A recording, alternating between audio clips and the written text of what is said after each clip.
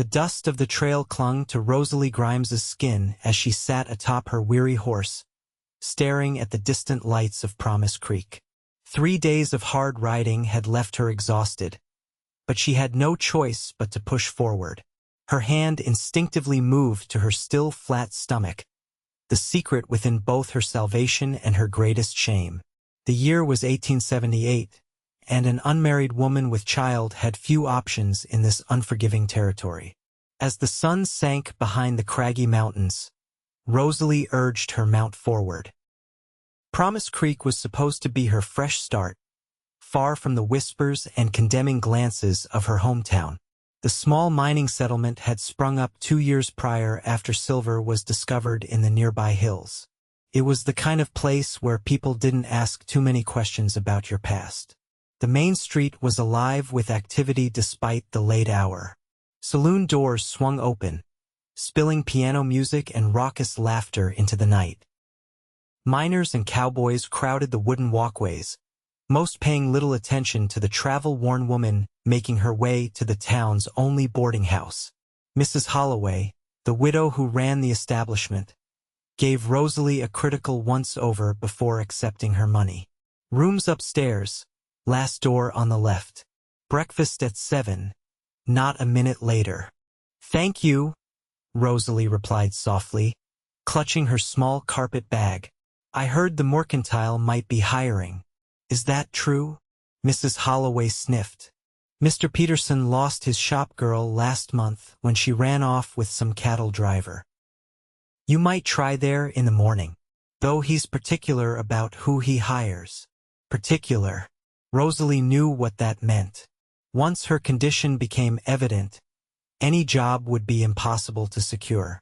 She needed to establish herself quickly, save what money she could before the inevitable happened. Morning came too soon. Rosalie dressed carefully in her best dress, a faded blue calico that had seen better days but was still respectable. She pinned her auburn hair into a neat bun, trying to present herself as the picture of propriety.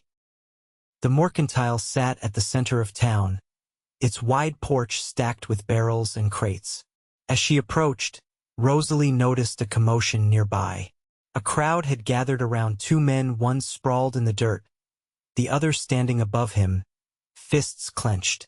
"Next time you accuse a man of cheating, make damn sure you can prove it," the standing man said, his voice steady despite the anger evident in his stance. Rosalie couldn't help but stare. He was tall, broad-shouldered, with dark hair that curled slightly at his collar. A cowboy, judging by his attire, worn leather chaps, spurs that clinked when he moved, and a dusty Stetson that had seen many trails. As if sensing her gaze, he turned, and for a moment, their eyes met across the busy street. Something passed between them, a flicker of recognition, though they'd never met. Then someone called his name, "O'Malley," and the moment broke. Rosalie hurried into the mercantile, her heart beating faster than it should. She had no business noticing handsome cowboys. Her situation was precarious enough without inviting more complications. Mr. Peterson proved to be a stern but fair man who hired her on the spot when she demonstrated her skill with numbers and neat handwriting. "I need someone who can keep the books in order," he explained. "My eyes ain't what they used to be." For 2 weeks, Rosalie worked diligently, establishing herself as reliable and capable. She learned the rhythms of Promise Creek which days the miners came to town, when the stage arrived with mail and supplies, which families had credit accounts at the store. She also learned the name of the cowboy she'd seen that first day, Lucas O'Malley. He worked at the Rocking M Ranch outside of town, serving as trail boss for their cattle drives. Women in the shop whispered about him handsome, they said, but with a hard edge since returning from the war. He'd fought for the Union, rumors claimed, and came west afterward like so many other restless souls. Rosalie saw him occasionally, riding through town or stepping into the mercantile for supplies. Each time, that same inexplicable connection sparked between them, a silent acknowledgement neither acted upon. until the day the wagon wheel broke. Rosalie had been sent to deliver an order to the schoolteacher who lived on the edge of town. On her return trip, the wheel of Mr. Peterson's delivery wagon splintered, sending her tumbling to the ground. She wasn't hurt, but the wagon tilted precariously, its contents threatening to spill. "Whoa there," came a deep voice, and suddenly Lucas O'Malley was there, steadying the horse before it could bolt. "You all right, Miss Grimes?" She brushed dust from her skirts, surprised he knew her name. "I'm fine, thank you." The wheel gave out. He crouched to examine the damage. "Won't be going anywhere on this. I can fetch the blacksmith. Mr. Peterson needs these goods returned before closing." Rosalie bit her lip, calculating the time. "I should walk back, explain what happened." "Nonsense." Lucas straightened, adjusting his hat. "My horse can carry you, and I'll lead him. We'll send someone back for the wagon." Before she could protest, he was helping her onto his horse, a magnificent chestnut with a white blaze. The intimacy of his hands at her waist sent an unexpected shiver through her. For a brief, unguarded moment, she allowed herself to imagine a different life, one where a man like Lucas O'Malley might court her properly. But such fantasies were dangerous. In just a few months, her secret would be impossible to hide. They made an odd picture walking down the main street, Rosalie perched atop the cowboy's horse while he led it by the reins, talking easily about the weather and town gossip as if they were old acquaintances. "Much obliged, O'Malley," Mr. Peterson said when they arrived. "Miss Grimes is my best employee. Wouldn't want to lose her to a wagon accident." "Happy to help," Lucas replied, his eyes finding Rosalie's. "Perhaps Miss Grimes would allow me to escort her to the Founder's Day dance this Saturday? To ensure no further mishaps, of course."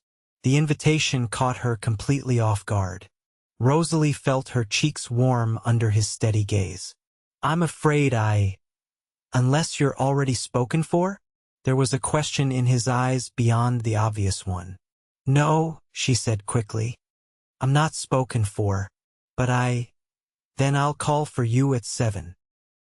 With a tip of his hat, he was gone, leaving Rosalie to wonder what madness had possessed her not to refuse outright. She couldn't attend a dance with him. She couldn't encourage any attachment. In a few months, she would be ostracized, forced to leave Promise Creek just as she'd been forced to leave her previous home. For the next few days, Rosalie debated what to do. The practical choice was clear: send word that she couldn't attend. Avoid any further interaction with Lucas O'Malley. Yet some rebellious part of her heart argued for one night of normalcy before her life changed forever. In the end, she compromised. She would go to the dance but make it clear there could be nothing between them. One evening of music and conversation seemed a small indulgence before facing the difficult months ahead. Saturday arrived, and despite her misgivings, Rosalie found herself preparing with unusual care. She wore her one good dress, a deep green that brought out the gold flecks in her hazel eyes. Mrs. Holloway had unexpectedly offered to help arrange her hair, twisting the auburn locks into an elegant style adorned with a borrowed ribbon. "You look lovely, dear," the older woman said, surprising Rosalie with her sudden warmth. "Lucas O'Malley is a good man. Solid. Not like some of these drifters." The comment stung, reminding Rosalie of the deception she was perpetrating. "We're merely acquaintances, Mrs. Holloway. This isn't a serious courtship." The landlady gave her a knowing look. Men like O'Malley don't escort mere acquaintances to dances. Lucas arrived precisely at 7, his usual trail clothes replaced with clean dark trousers, a pressed white shirt, and a new-looking vest. He'd tamed his unruly hair, and his face was freshly shaved, revealing a strong jawline usually hidden beneath stubble. "Miss Grimes," he said, his voice catching slightly as he took in her appearance. "You look beautiful." The sincerity in his tone made her heart flutter traitorously. "Thank you, Mr. O'Malley."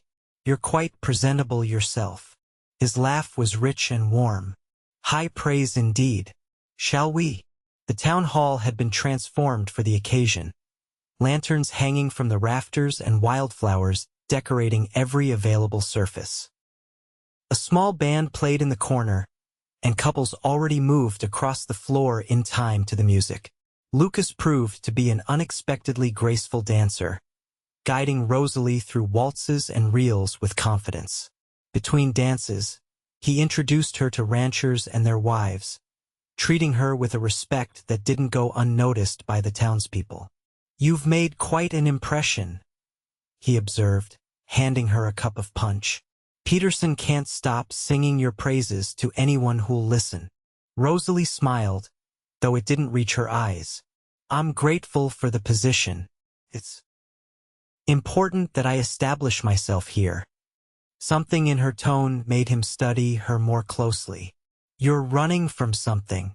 It wasn't a question. Rosalie tensed, wondering how he could read her so easily. "We're all running from something, aren't we, Mr. O'Malley? Isn't that why people come west?" "Lucas," he corrected gently. "And yes, I suppose that's true enough. The war left many of us searching for new beginnings." She seized the opportunity to shift attention away from herself. "You fought." A shadow crossed his face. 4 years with the Union cavalry. Came west afterward. Couldn't settle back into farm life in Pennsylvania. Too quiet after so much noise." He paused, then added quietly, "Too many ghosts." The simple admission of vulnerability touched her. "I'm sorry. Don't be. Found my place here. Good work. Good people." His eyes held hers. "Maybe even a good future if I'm lucky." The implication hung between them, and Rosalie felt a pang of regret for what could never be. She was about to make her excuses, to end the evening before it became even more difficult, when a commotion erupted near the entrance. A man staggered in, clearly drunk and angry. "Where is she?" he shouted, his words slurring. "Where's that lying woman?" Rosalie froze, the blood draining from her face as she recognized the voice. It was impossible he couldn't have found her here, hundreds of miles from where she'd fled. But Thomas Blackburn had indeed tracked her down.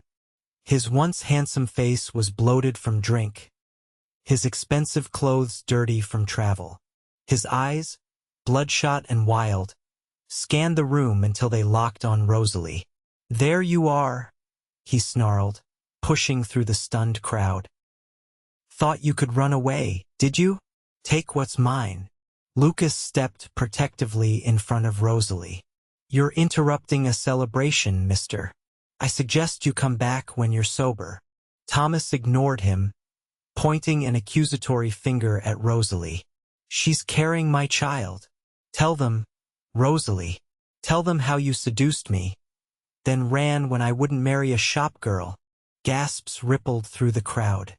Rosalie felt the room spinning around her as her carefully constructed new life collapsed in an instant.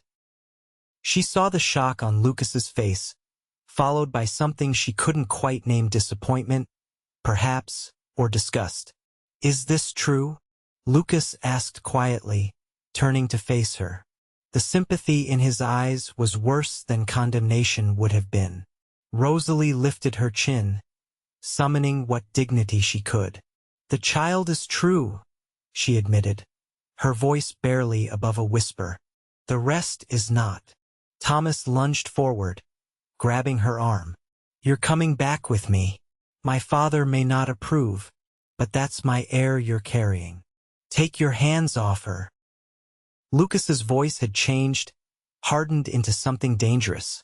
"Now, this isn't your concern, cowboy," Thomas spat. "This is between me and my—" He never finished the sentence. Lucas's fist connected with his jaw, sending him sprawling to the floor. The room erupted in chaos, women shrieking and men moving to either restrain Lucas or remove Thomas. Rosalie didn't wait to see the outcome.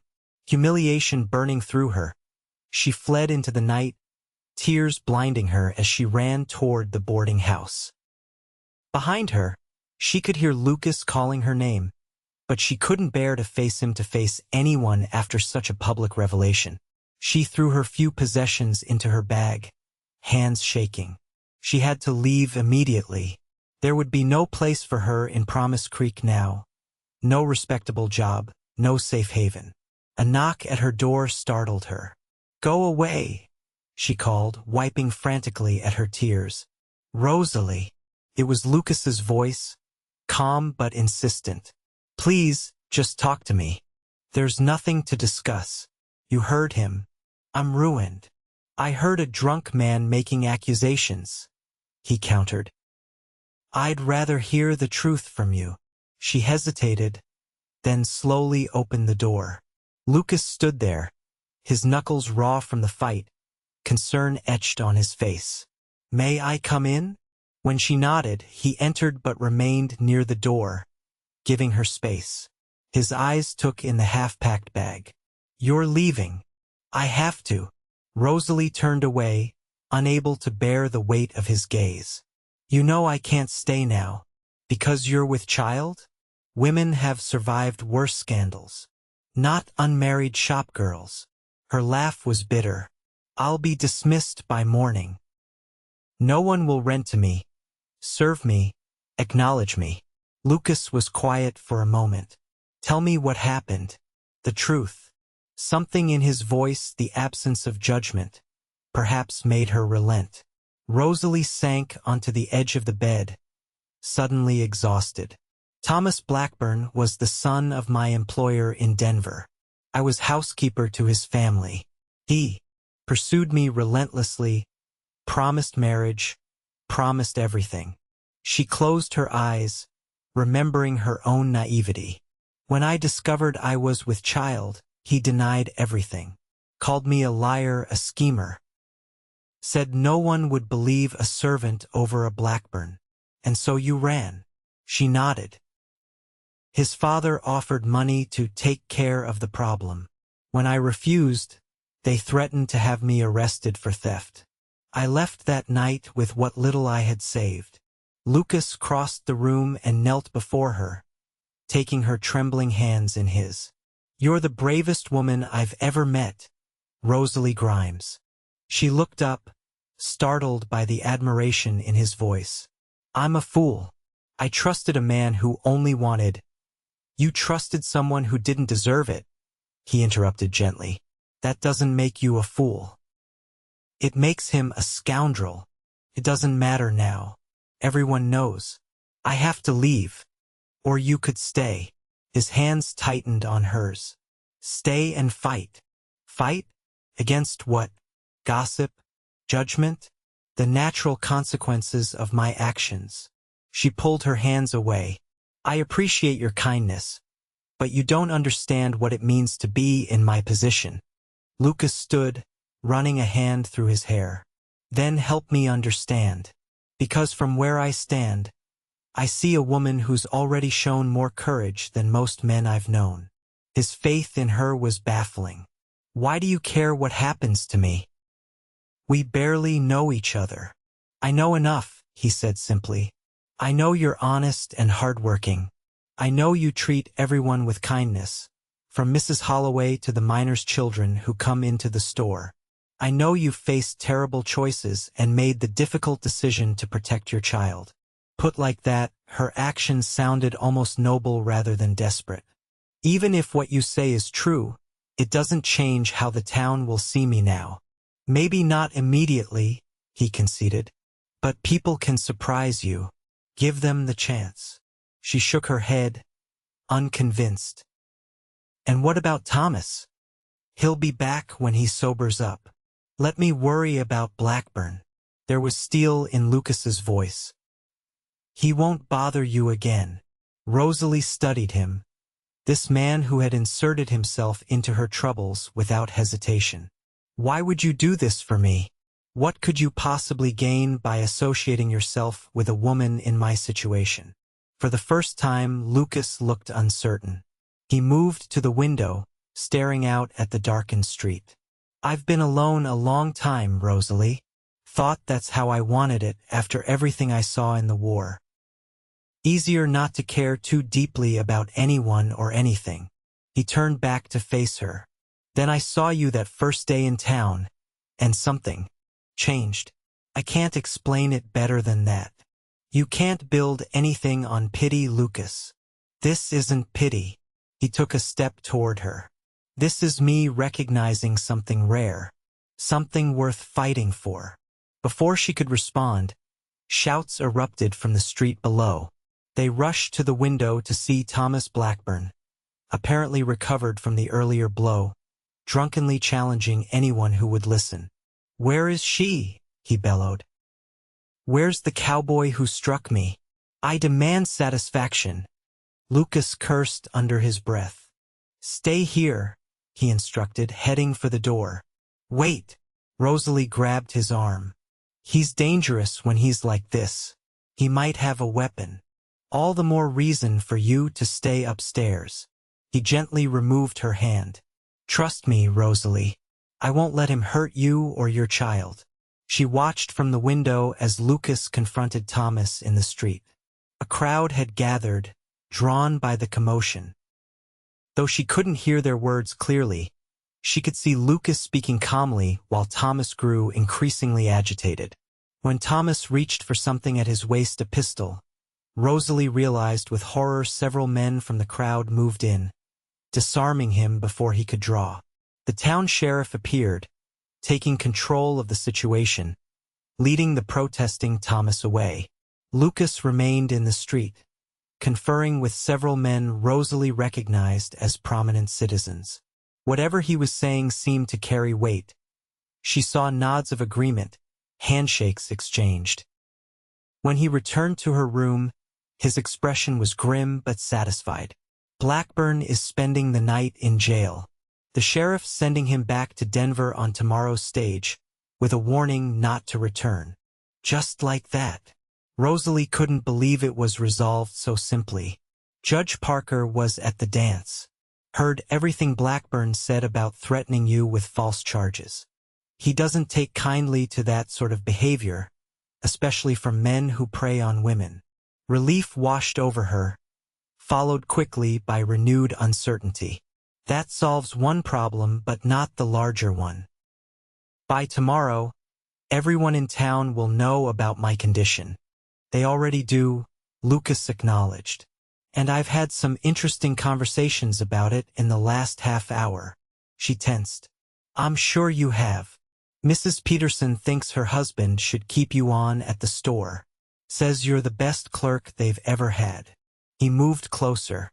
Reverend Miller offered the use of the church basement for classes, if you'd consider teaching the younger children. Rosalie stared at him in disbelief. Why would they? Because not everyone judges as harshly as you fear. Many of the women downstairs have faced their own struggles. They admire your courage. It seemed impossible, yet the sincerity in his eyes gave her pause. Even if some accept me, others won't.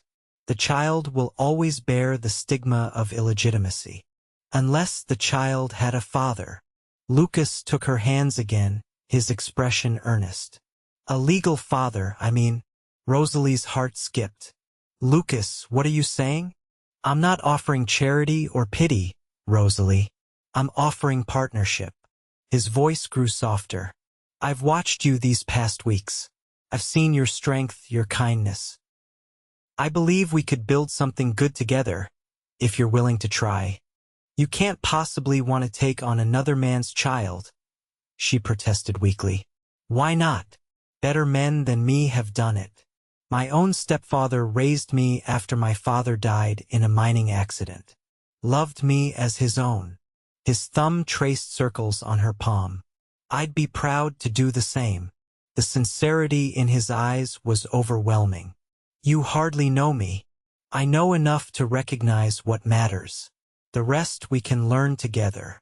He hesitated, then added, I'm not asking for an answer tonight. Think about it. Talk to the women in town if you need reassurance. But know that my offer stands, regardless of your decision. 2 weeks later, Rosalie stood on the porch of the small house Lucas had been building on the edge of town. The evening was warm, the setting sun painting the landscape in hues of gold and crimson. "It's not much yet," Lucas said, watching her reaction nervously. "But there's room to expand as needed. Good water from the well, fertile soil for a garden." "It's perfect," she assured him, taking in the sturdy construction, the care evident in every detail. It was a home built to last, to shelter a family through the years to come. In the days following the dance, Rosalie had been astonished by the town's response. While some did indeed shun her, many more had offered support Mrs. Peterson with home-cooked meals, the doctor's wife with knitted baby garments, even Mrs. Holloway with unexpected advice about childbirth and infant care. Mr. Peterson had kept her on at the store, though he'd moved her to the back room for bookkeeping rather than customer-facing duties. "Just until the gossip dies down," he'd explained kindly. "Then we'll see." And Lucas had been steadfast, patient. He'd called on her properly each evening, sometimes just to talk, sometimes to take her for gentle walks around town. He'd been open about his intentions to anyone who would listen, effectively silencing the worst of the gossips. Now, as they stood together on the porch of what could be their future home, Rosalie found herself at a crossroads. The practical choice was clear. Marriage to Lucas offered security for her and her child, respectability, a chance at a real life in Promise Creek. Yet she hesitated, not wanting him to make such a sacrifice without being certain. "Lucas," she began carefully, "I need to be sure you understand what you're offering. This child isn't yours. It will never be yours by blood." He turned to face her, his expression serious.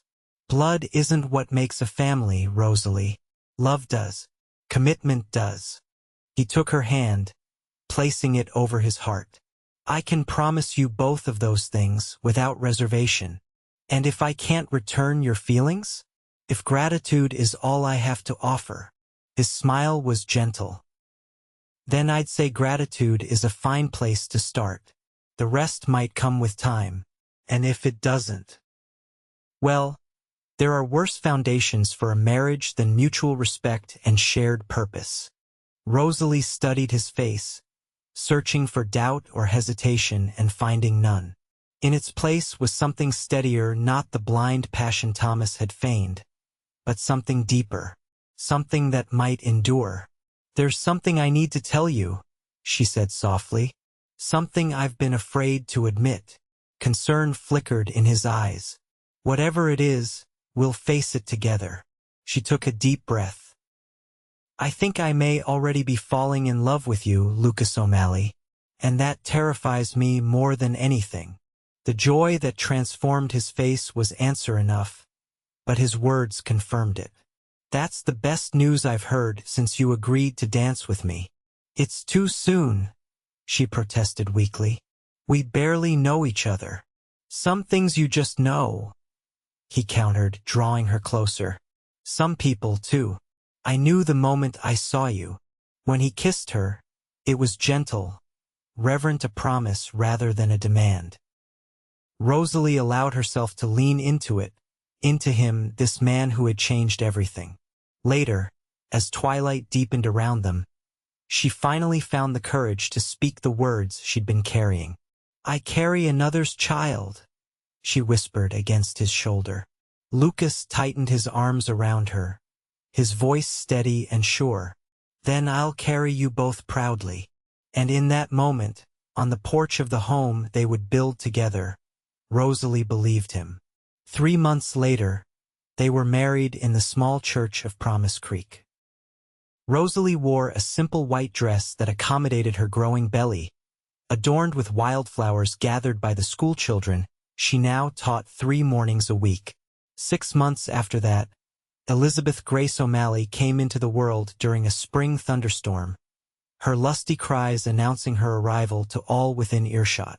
Lucas paced the porch until the midwife invited him in to meet his daughter, his face a study in wonder as he held her for the first time.